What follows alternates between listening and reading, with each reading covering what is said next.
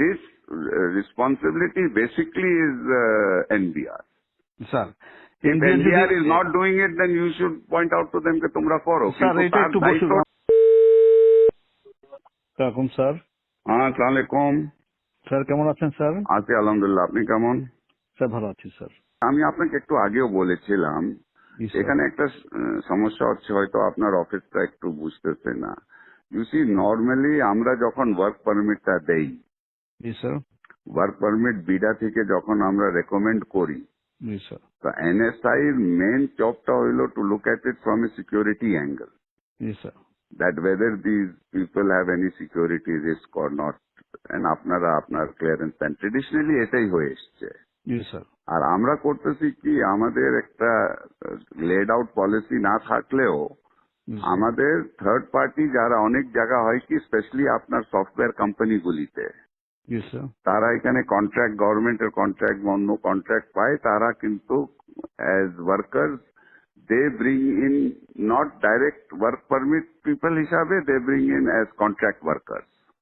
Sir তো একটা company আপনার সাথে বোধহয় দেখা করেছিল, আপনি টাইম দিলে she will meet you again.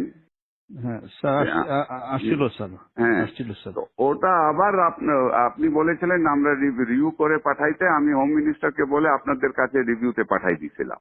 G sir. ওটা আপনারা আবার না করে দিয়েছেন। জি স্যার। আপনারা করেছেন না অন দ্য গ্রাউন্ড দ্যাট বিডার কোনো পলিসি নাই এটার ব্যাপারে।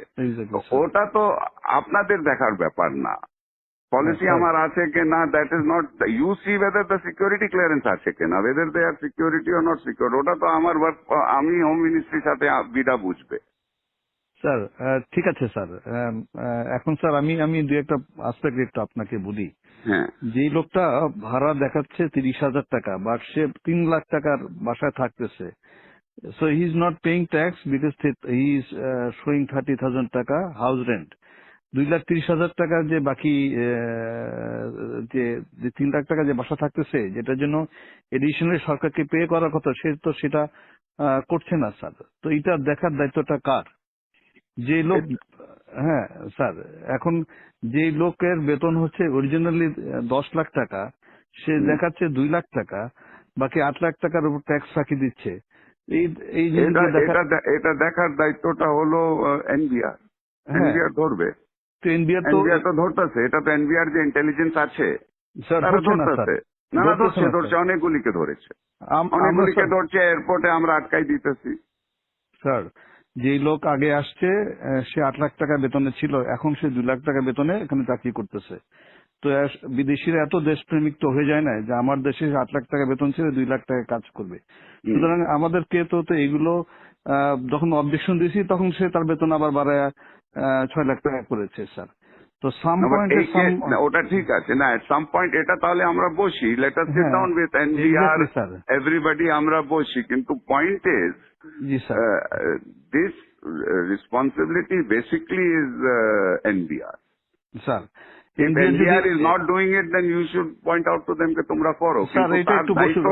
হ্যাঁ, ওর দায়িত্বটা আপনি আপনার ঘাড়ের উপরে তো নিতে পারেন না। জি স্যার, আমরা না করতে পারলে ভালো হতো স্যার।